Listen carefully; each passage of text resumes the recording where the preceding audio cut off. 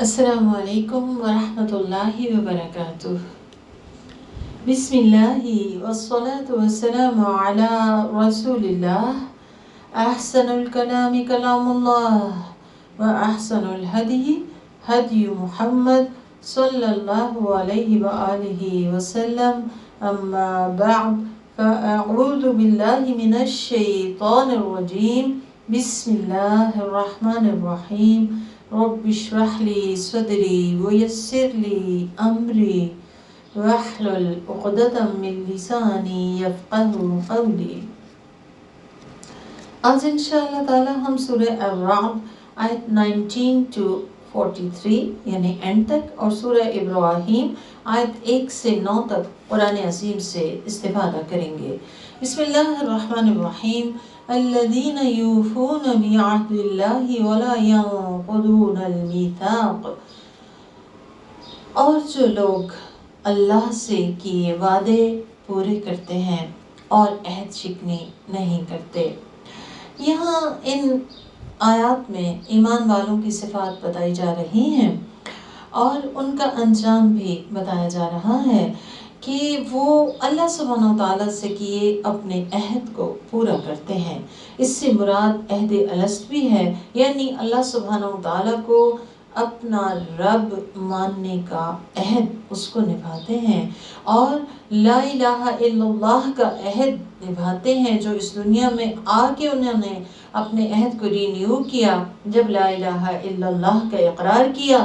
اور لا الہ الا اللہ کا اقرار کیا ہے کہ اللہ سبحانہ وتعالیٰ کو انسان واحد و احد ماننے کے ساتھ ساتھ اپنی ترجیح اول مان لے، اور اللہ سبحانہ وتعالیٰ نے جو حقوق دیے ہیں اس کو اللہ کے اور بندوں کے، وہ ان کی حفاظت کرتے ہیں اور ان عہدوں کو توڑتے نہیں، عہد شکنی نہیں کرتے۔ اور یہ وہ لوگ ہیں جو ان رشتوں کو جوڑتے ہیں جنہیں جوڑنے کا اللہ سبحانہ وتعالیٰ نے انہیں حکم دیا ہے، یعنی صلہ رحمی کرتے ہیں، رحم کے رشتوں کو بھی جوڑ کے رکھتے ہیں، کیونکہ آپ صلی اللہ علیہ وسلم نے اس کا حکم دیا، قرآن ہمیں اس کا حکم دیتا ہے۔ اس کے ساتھ ساتھ جو دین کے رشتے ہیں، ایمان کی بنیاد پہ جو رشتے قائم ہیں، ان کو جوڑ کے رکھتے ہیں۔ مومنوں سے جو موالات کا، جو دوستی کا جو عہد ہے، کیونکہ انما المؤمنون اخوہ، کیونکہ مومن جو ہیں ان کی حیثیت ایک دوسرے کے لیے کیسی ہے کہ وہ بھائی بھائی ہیں، ایک دوسرے کی خیر خواہ، ایک دوسرے سے محبت کرنے والے ہیں۔ لہٰذا یہ جو دین اور ایمان پر قائم رشتے ہیں ان کو وہ قائم رکھتے ہیں، ایک دوسرے کے ساتھ محبت، شفقت، ایک دوسرے کی خیر خبر رکھنا، ایک دوسرے کی خیر چاہنا، اور پھر اس میں ہر خیر کے کام میں ایک دوسرے کے ساتھ تعاون کرنا۔ فرمایا وَيَخْشَوْنَ رَبَّهُمْ، اور وہ اپنے رب سے ڈرتے ہیں۔ خشیت ایسے ڈر کو کہتے ہیں جو علم کی بنیاد پر کسی کی عظمت کی وجہ سے انسان کے دل میں سرایت کر جائے۔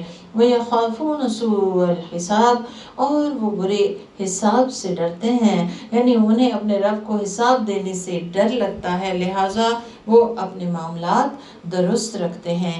وَالَّذِينَ صَبَرُوا ابْتِغَاءَ وَجْهِ رَبِّهِمْ، یہ وہ لوگ ہیں جو اپنے رب کا دیدار، اپنے رب کا چہرہ پانے کے لیے صبر کرتے ہیں۔ اور صبر کیا ہے؟ یعنی مشکلات پہ شکوہ نہیں کرتے اور اطاعت پہ قائم رہتے ہیں، چاہے جو بھی حالات ہوں، اللہ کی نافرمانی سے پرہیز کرتے ہیں، تو ایسے لوگ ہی دراصل کامیاب ہونے والے ہیں، کیونکہ اللہ سبحانہ وتعالیٰ قرآن پاک میں فرماتے ہیں انی جزیتہم اليوم بما صبروا، کہ بے شک ان کی صبر کی وجہ سے میرے پاس ان کی جزا ہے، اور وہ کیا ہے؟ انہم هم الفائزون، کہ وہی دراصل کامیاب ہونے والے لوگ ہیں۔ تو صبر جو ہے، صبر کا بدلہ جنت ہے، صبر کا بدلہ بڑا، بہت بڑا اور عظیم الشان ہے۔ اللہ تعالیٰ قرآن پاک میں فرماتے ہیں انما یوفی الصابرون اجرہم بغیر حساب، بے شک صبر کرنے والوں کو ان کا اجر بغیر حساب کے دیا جائے گا۔ اور کیا کرتے ہیں یہ؟ وَأَقَامُوا الصَّلَاةَ، نماز صرف پڑھتے نہیں بلکہ قائم کرتے ہیں پورے آداب و شرائط اور محبت کے ساتھ اور پورے لوازم کے ساتھ۔ وَأَنفَقُوا مِمَّا رَزَقْنَاهُمْ سِرًّا وَعَلَانِيَةً، اور جو بھی ہم نے ان کو رزق عطا کیا ہے اس کو کھلے چھپے ہر حال میں خرچ کرتے رہتے ہیں، یعنی وہ انتظار نہیں کرتے کسی خاص موقع کا، بلکہ دیتے رہتے ہیں جو کچھ بھی اللہ نے ان کو دیا ہے اس میں، اور وہ بھلائی کے ساتھ برائی کو دور کرتے ہیں۔ یعنی اگر ان سے خود سے کوئی برائی ہو جائے، کوئی نافرمانی ہو جائے، کوئی غلطی ہو جائے تو اس پہ اڑ نہیں جاتے، اس کی تلافی کرتے ہیں اور اس کو اچھا کر دیتے ہیں، اور اگر کوئی اور ان کے ساتھ برائی کرے تو برائی کا بدلہ بھی اچھائی سے دیتے ہیں۔ ادفع باللتی ہی احسن، وہ برائی کو آسان طریقے سے دفع کرتے ہیں، ہٹا دیتے ہیں، تو ایسے لوگوں ہی کے لیے آخرت کا گھر ہے۔ کیسا ہے وہ گھر؟ ہمیشہ رہنے کی جنتیں ہیں جن میں وہ داخل کیے جائیں گے، اور ان کے آباء و اجداد اور ان کی بیویوں اور ان کی اولاد میں سے بھی جو لوگ نیک ہوں گے، یعنی ان کا ساتھ انہیں نصیب ہوگا وہاں پہ بھی، چاہے درجات میں فرق ہی کیوں نہ ہو دونوں کے۔ فرمایا کہ فرشتے ہر دروازے سے ان کے پاس آئیں گے اور یہ جنات عدن میں ہوں گے۔ رسول اللہ صلی اللہ علیہ وسلم نے فرمایا جنات عدن کے 25,000 دروازے ہیں، اور ان میں سے فرشتے دن میں 3 بار ان کو سلیوٹ کرنے، ان کو سلام کرنے کے لیے آئیں گے۔ کس قدر بڑا مرتبہ، مقام اور قدر و منزلت ہے، لیکن کس کی ہے؟ کہ جس کے اندر یہ تمام صفات پیدا ہو جائیں۔ تو بہت لازم ہے کہ ہم یہ پڑھنے کے بعد ایک لسٹ بنائیں اور کوشش کریں کہ ہم اپنے اندر یہ خصوصیات پیدا کر سکیں۔ فرمایا اور وہ کہیں گے کہ آپ حضرات پر آپ کے صبر کی بدولت اللہ کی سلامتی ہو۔ تو جب وہ آئیں گے فرشتے تو سلام علیکم بما صبرتم، ان کو کہیں گے تم پہ سلامتی ہو تمہارے صبر کی وجہ سے، فنعم عقبی الدار، کتنا اچھا ہے گھر آخرت کا، اور یہ تب ملے گا جب انسان اپنے اندر یہ تمام صفات پیدا کرنے والا بن جائے۔ اللہ تعالی ہمیں ان تمام صفات سے متصف فرمائے۔ فرمایا اور جو لوگ اللہ سے کیے ہوئے پختہ عہد کو توڑ دیتے ہیں، یعنی رشتوں کو، تعلقات کو توڑ دیتے ہیں، احسان کا جواب احسان سے نہیں دیتے، اللہ کے عہد نہیں نبھاتے، اور اللہ تعالیٰ نے جن رشتوں کو جوڑنے کا حکم دیا ہے انہیں کاٹتے ہیں اور زمین میں فساد پھیلاتے ہیں، ان پہ اللہ کی لعنت ہوگی اور ان کے لیے آخرت کا گھر بہت ہی برا ہے۔ تو یہاں پہ 3 چیزیں ہیں جو بتائی گئیں۔ اللہ سے کیے ہوئے عہد کو توڑ دینا، اللہ نے جن کو جوڑنے کا حکم دیا ہے انہیں توڑ دینا، اور زمین میں فساد پھیلانا، ایسے اعمال ہیں جن کی وجہ سے انسان اللہ تعالیٰ کی رحمت سے دور ہو جاتا ہے، دنیا میں بھی اور آخرت میں بھی بہت برا انجام ہوگا۔ اور اس میں خاص طور پہ آپ دیکھیں فساد کی بات ہے۔ فساد کیا ہے؟ کسی چیز کو توڑ دینا، ختم کر دینا، حد اعتدال سے تجاوز کر جانا، تخریب کاری کرنا، ظلم زیادتی کرنا، لوٹ کھسوٹ کرنا اور گناہ میں خود کو ملوث کرنا۔ تو یہ تمام اعمال ایسے ہیں کہ جو انسان کے لیے آخرت کی برائی کا سبب بن جائیں گے۔ فرمایا اللہ تعالیٰ جس کے لیے چاہتا ہے روزی میں وسعت ڈال دیتا ہے، اور جس کے لیے چاہتا ہے اس کی روزی تنگ کر دیتا ہے، اور وہ لوگ دنیا کی زندگی پہ اینچ گئے ہیں، یعنی خوش ہو رہے ہیں۔ وَفَرِحُوا بِالْحَيَاةِ الدُّنْيَا، حالانکہ دنیا کی زندگی آخرت کے مقابلے میں ایک عارضی فائدہ ہے۔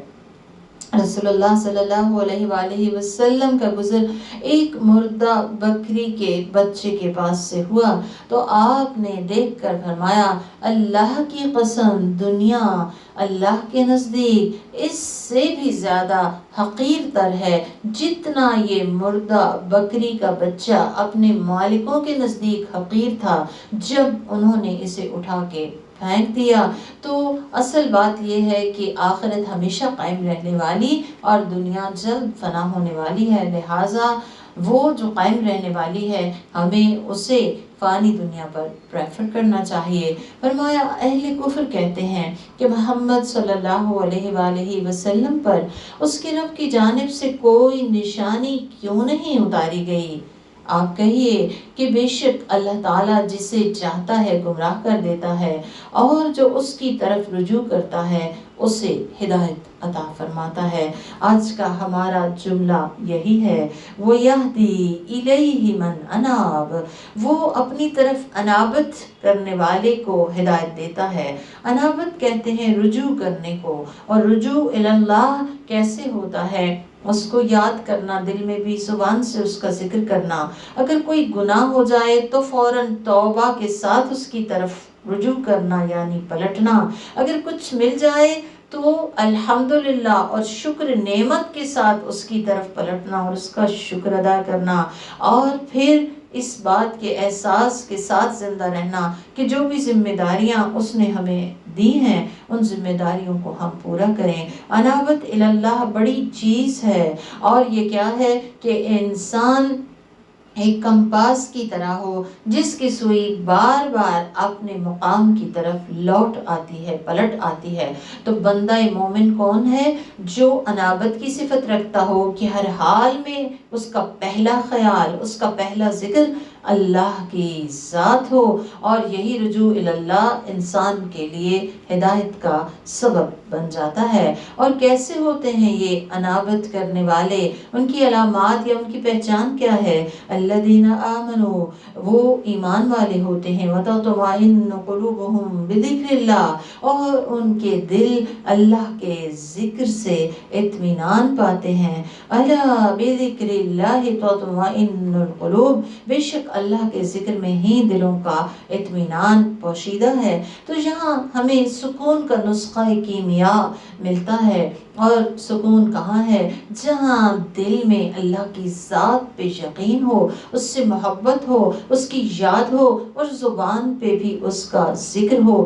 کیونکہ آپ ویسے بھی کامنلی دیکھیں کہ جس کا خالق کھو گیا ہو اس کو چین کہاں پہ آئے گا؟ سکون تو اس کی یاد میں اور اس سے تعلق میں ہی ہے۔ لہٰذا ہم سب پہ لازم ہے کہ ہم اس سے اپنا تعلق استوار کریں، نماز کے ذریعے، قرآن کے ذریعے، ذکر اللہ کے ذریعے، شکر کے ذریعے، انابت کے ذریعے۔ فرمایا جو لوگ اس دنیا میں اہل ایمان ہوں گے اور عمل صالح کریں گے انہیں آخرت کی بہت خوشیاں ملیں گی اور رہائش کے لیے بہت عمدہ جگہ ملے گی۔ ہم نے اسی طرح آپ کو ایک ایسے قوم کے لیے رسول بنا کے بھیجا ہے جن کے پہلے بہت سی قومیں گزر چکی ہیں، تاکہ آپ انہیں وہ قرآن پڑھ کر سنائیں جو آپ کو بذریعہ وحی دے دیا گیا ہے، اور وہ لوگ نہایت رحم کرنے والے اللہ کی ناشکری کرتے ہیں۔ آپ کہہ دیجئے قل هو ربی لا الہ الا ہو، وہی میرا رب ہے جس کے سوا کوئی اور الہ نہیں، علیہ توکلت، میں نے اسی پہ بھروسہ کیا، وإلیہ متاب، اور میں اسی کی طرف پلٹتا ہوں، یعنی میرا ملجا اور میرا ماوا اللہ کی ذات ہے۔ اور اگر کہیں ہم ایسا قرآن نازل کرتے کہ اس کے ذریعے سے پہاڑوں کو چلا دیا جاتا، یا زمین کے ٹکڑے ٹکڑے کر دیے جاتے، یا مردوں کو گویائی دے دی جاتی، تب بھی یہ لوگ ایمان لانے والے نہ تھے۔ قرآن تو رسول اللہ صلی اللہ علیہ وآلہ وسلم کا زندہ معجزہ ہے جو ازل سے ہے اور ابد تک باقی رہے گا۔ فرمایا کہ اگر ایسے صریح معجزات بھی انہیں دکھائے جاتے تب بھی نہ ماننے والے کبھی نہ مانتے، بلکہ اصل بات کیا ہے؟ بل للہ الامر جمیعا، بلکہ فیصلے کا سارا اختیار تو اللہ ہی کے پاس ہے۔ کیا اہل ایمان یہ بات نہیں سمجھتے کہ اگر اللہ تعالی چاہتا تو تمام لوگوں کو ہدایت دے دیتا، اور اہل کفر پر ان کے کیے کی بدولت کوئی نہ کوئی مصیبت آتی ہی رہے گی، یا ان کے گھروں کے قریب رہنے والوں پہ کوئی آفت آتی ہی رہے گی، یہاں تک کہ اللہ کا وعدہ پورا ہو جائے۔ بے شک اللہ تعالیٰ اپنے وعدے کے خلاف نہیں کرتا، اور آپ سے پہلے بھی بہت سے رسولوں کا مذاق اڑایا گیا، تو میں نے اہل کفر کو ڈھیل دی، پھر انہیں پکڑ لیا، پھر دیکھ لو کیسی تھی میری سزا۔ آپ صلی اللہ علیہ وسلم نے فرمایا اللہ تعالیٰ ظالم کو ڈھیل دیتا رہتا ہے یہاں تک کہ جب اسے پکڑتا ہے تو پھر چھوڑتا نہیں۔ یہ کہہ کر آپ نے یہی آیت تلاوت فرمائی، افمن هو قائم علی کل نفس بما کسبت، فرمایا کیا جو باری تعالیٰ ہر شخص کے کیے کا نگہبان ہے ان جھوٹے معبودوں کی مانند ہو سکتا ہے جن کو انہوں نے اللہ تعالیٰ کا شریک بنا رکھا ہے؟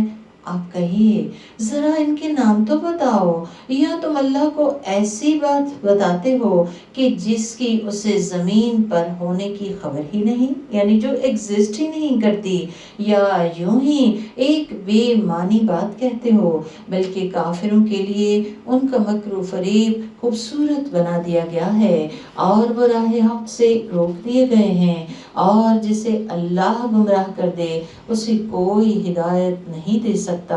وَمَن يُضْلِلِ اللَّهُ فَمَا لَهُ مِنْ هَادٍ، جسے اللہ بھٹکا دے اسے کوئی ہدایت نہیں دے سکتا۔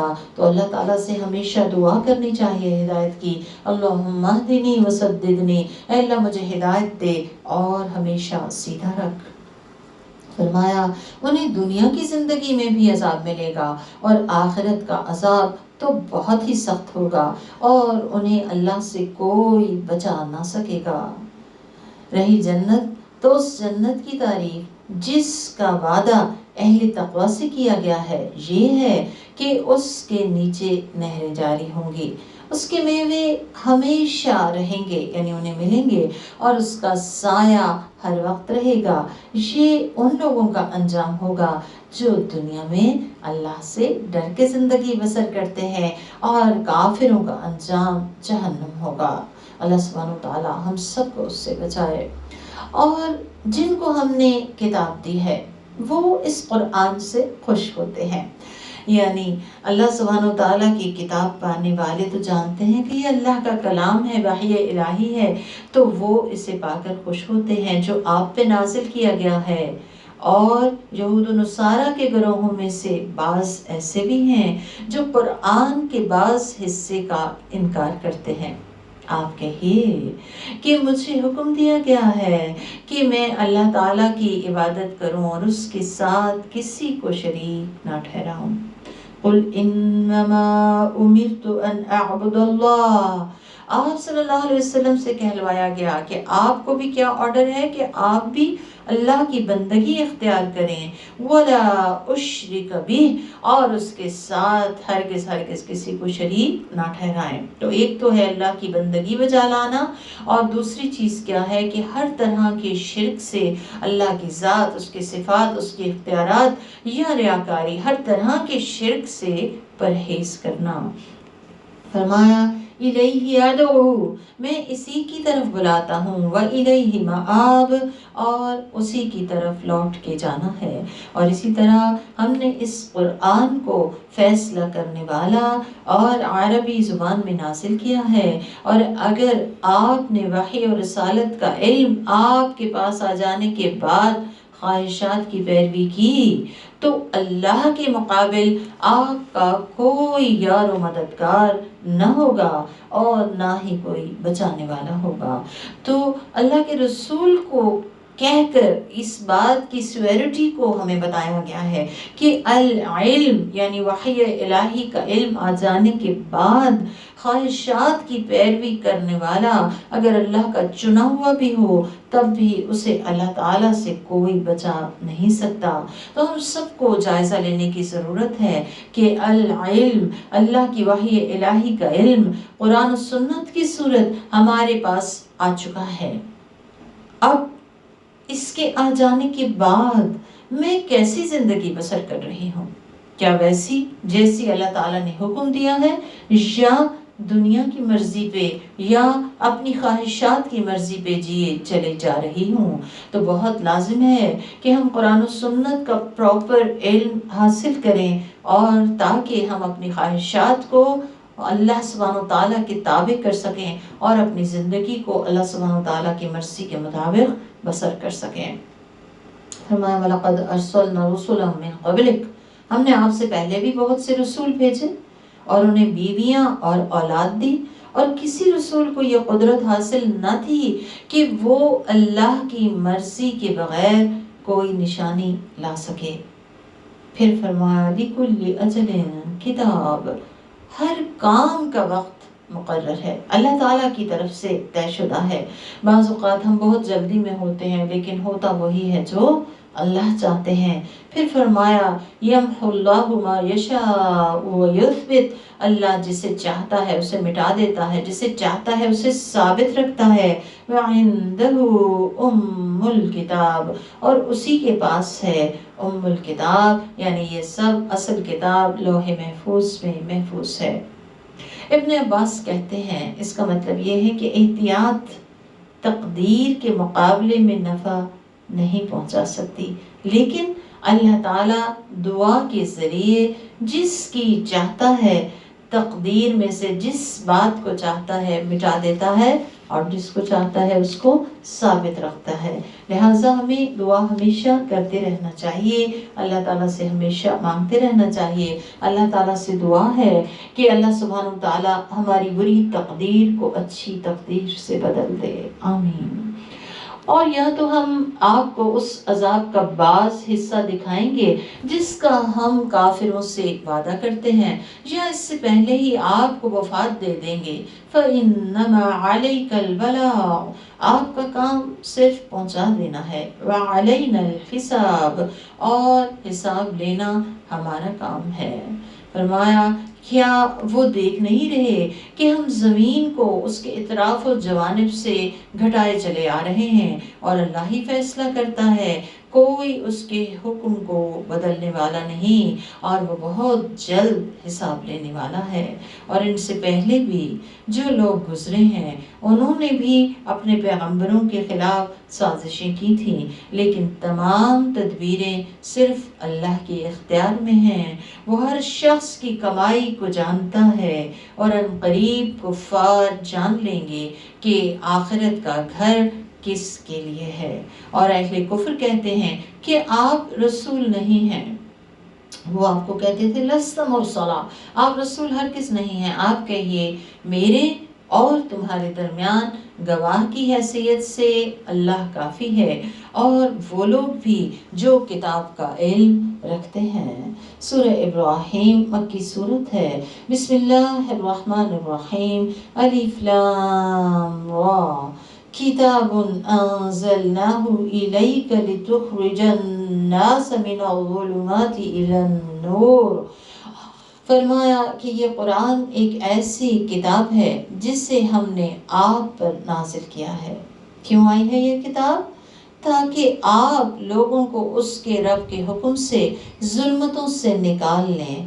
کہاں لے کر جائیں؟ روشنی کی طرف۔ اور ظلمتیں کون سی ہیں؟ کفر کی، جہالت کی، نافرمانی کی، گناہ کی، گمراہی کی، جتنی بھی ظلمتیں ہیں یہ سب کی سب ختم کر دیں اور لوگوں کو لے جائیں روشنی کی طرف۔ اور روشنی کیا ہے؟ اللہ سبحانہ وتعالیٰ کی ذات کی معرفت، اللہ کی وحی الہی کو مان جانا۔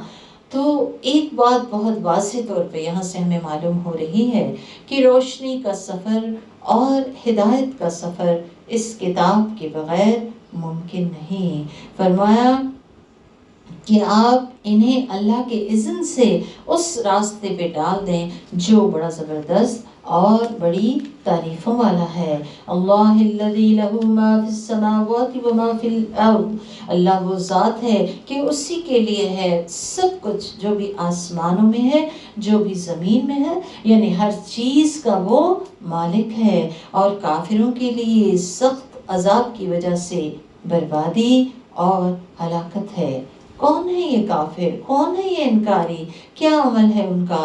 الذین یستحبون الحیات الدنیا علی الآخرہ، یہ وہ لوگ ہیں جو دنیا کی زندگی کو آخرت پر ترجیح دیتے ہیں، اور وَيَصُدُّونَ عَن سَبِيلِ اللَّهِ، اللہ کے راستے سے خود بھی رکتے ہیں، دوسروں کو بھی روکتے ہیں، وَيَبْغُونَهَا عِوَجًا، اور اللہ کے راستے میں ٹیڑھا پن تلاش کرتے ہیں یا اللہ کے راستے کو ٹیڑھا بتاتے ہیں، اولئک فی ضلال بعید، یہ گمراہی میں بہت دور نکل گئے ہیں۔ تو باعث سے ہلاکت اعمال بتا دیے گئے، جس میں سے پہلا حکم جو ہے وہ بہت ہی ڈرانے والا ہے، اور وہ کیا ہے کہ انسان کی ترجیح اول دنیا بن جائے، کہ یعنی جب دنیا اور آخرت مٹائی آئے تو وہ دنیا کے نقصان کو کسی صورت برداشت کرنے پہ آمادہ نہ ہو، آخرت کا نقصان برداشت کر لے لیکن دنیا کا برداشت نہ کرے، اور پھر عالم کیا ہو کہ خود بھی اللہ کے راستے سے رکے اور دوسروں کو بھی روکے اور ٹیڑھا پن تلاش کرے اللہ کے راستے میں، تو یہ بڑی دور کی گمراہی ہوگی۔ فرمایا ہم نے جب بھی کوئی رسول بھیجا تو وہ اپنی قوم کی زبان جاننے والا ہی ہوتا تھا، ہر رسول اپنی قوم میں سے آیا، اسی زبان میں اس کا پیغام آیا، تاکہ وہ دین کی باتیں ان کے لیے کھول کے بیان کرے۔ پھر اللہ جسے چاہتا ہے گمراہ کر دیتا ہے اور جسے چاہتا ہے ہدایت دیتا ہے، وہ بڑا زبردست اور بڑا حکمتوں والا ہے۔ تو ہدایت کی نسبت تو اللہ ہی کی طرف ہے، لیکن یاد رکھیں اللہ سبحانہ و تعالی ہدایت کی توفیق اسی کو دیتے ہیں جس کے اندر طلب، تڑپ اور کوشش دیکھتے ہیں۔ ہدایت ایسی نعمت ہے جو بغیر طلب کے اور بغیر کوشش کے نہیں ملا کرتی۔ باقی دنیا کی نعمتیں، دنیا کا رزق تو اللہ تعالیٰ بغیر طلب کے بھی عطا فرما دیتے ہیں۔ فرمایا ہم نے موسیٰ علیہ السلام کو اپنے معجزات دے کر بھیجا اور کہا کہ آپ اپنی قوم کو ظلمتوں سے نکال کر روشنی میں پہنچائیے، اور قوموں پر اللہ کی جانب سے نازل شدہ عذاب کے واقعات سنا کر انہیں نصیحت کیجیے۔ بے شک ان واقعات میں صبر و شکر کرنے والے ہر شخص کے لیے بڑی نشانیاں ہیں۔ اور جب موسیٰ علیہ السلام نے اپنی قوم سے کہا کہ تم اپنے اوپر اللہ کی نعمتوں کو یاد کرو، جب اس نے تمہیں فرعونیوں سے نجات عطا کی اور جو تمہیں بہت سخت سزا دیتے تھے، تمہارے بیٹوں کو تو ذبح کر دیتے اور تمہاری عورتوں کو زندہ چھوڑ دیتے تھے، اور اس میں تمہارے رب کی طرف سے بڑی آزمائش تھی۔ وَإِذْ تَأَذَّنَ رَبُّكُمْ، اور یاد کرو وہ موقع جب تمہارے رب نے یہ خبر دی، اعلان کر دیا۔ کیا ہے اعلان؟ لَإِن شَكَرْتُمْ لَأَزِيدَنَّكُمْ، اگر تم شکر کرو گے تو میں تمہیں اور زیادہ عطا کروں گا۔ تو بہت خوبصورت اصول ہمیں مل رہا ہے کہ شکر کرنا نعمتوں میں اضافے کا سبب بنتا ہے اور نعمتوں میں زیادتی کا سبب بنتا ہے۔ اور شکر ہے کیا؟ نعمت کو نعمت مان لینا، نعمت کا اعتراف کرنا اور اس کا اظہار کرنا، اور نعمت کو منعم کی مرضی کے مطابق استعمال کرنا۔ تو یہاں اللہ تعالیٰ کا وعدہ ہے کہ جو کوئی بھی شکر کرے گا اللہ سبحانہ وتعالیٰ اس کی نعمت کو مزید بڑھا دیں گے، زیادہ کر دیں گے۔ رسول اللہ صلی اللہ علیہ وآلہ وسلم نے فرمایا جسے شکر کی توفیق مل گئی وہ زیادہ سے محروم نہ رہے گا۔ تو آئیے شکر کی طرف، اور یاد رکھیں کہ شکوہ اور شکر دونوں متضاد چیزیں ہیں۔ شکوہ دراصل ناشکری کی علامت ہے۔ اللہ تعالیٰ فرماتے ہیں وَلَئِن كَفَرْتُمْ، اگر تم نے ناشکری کی، ان عذابی لشدید، تو میرا عذاب بہت شدید ہے۔ تو ناشکری سزا کا موجب ہے اور نعمتوں کے زوال کا موجب ہے۔ تو آئیے شکوے کو چھوڑ کر شکر کی طرف آئیں، اور شکر کے لیے لازم کیا ہے کہ ہم ان نعمتوں کی طرف زیادہ متوجہ ہوں جو اللہ تعالیٰ نے ہمیں عطا کی ہیں، اور ان پہ اللہ سبحانہ وتعالیٰ کی حمد بیان کرتے رہیں۔ اور موسیٰ علیہ السلام نے اپنے قوم سے کہا کہ اگر تم اور روئے زمین پہ رہنے والے تمام لوگ کافر ہو جائیں تو بھی کوئی بات نہیں، اس لیے کہ اللہ تعالیٰ بڑا بے نیاز اور بڑی تعریفوں والا ہے۔ کیا تمہیں ان قوموں کی خبریں نہیں پہنچی جو تم سے پہلے گزر چکی ہیں، یعنی قوم نوح، قوم عاد اور سمود کی خبریں، اور ان لوگوں کی خبریں جو ان کے بعد دنیا میں پائے گئے۔ انہیں صرف اللہ جانتا ہے۔ ان کے انبیاء ان کے پاس کھلی کھلی نشانیاں لے کر آئے تو انہوں نے انہیں بات کرنے سے روک دیا اور کہا کہ جو تم دے کر بھیجے گئے ہو ہم اس کا انکار کرتے ہیں، اور جو دعوت تم ہمارے سامنے پیش کر رہے ہو اس کی صداقت کے بارے میں ہمارے دلوں میں گہرا شک اور شبہ ہے۔ تو رسولوں کی رسالت پہ شک انسان کی تباہی کا باعث ہے اور اس کی بربادی کا باعث ہے، اور دنیا میں بھی اسے ہدایت سے روک کے کفر کی طرف لے چلتا ہے۔ بہت لازم ہے کہ رسول کی رسالت پہ یقین کے ساتھ، اعتماد کے ساتھ چلا جائے۔ اللہ سبحانہ وتعالی ہمیں اپنے حبیب محمد مصطفیٰ صلی اللہ علیہ وآلہ وسلم کی سنت پہ چلنے کی توفیق عطا فرمائے۔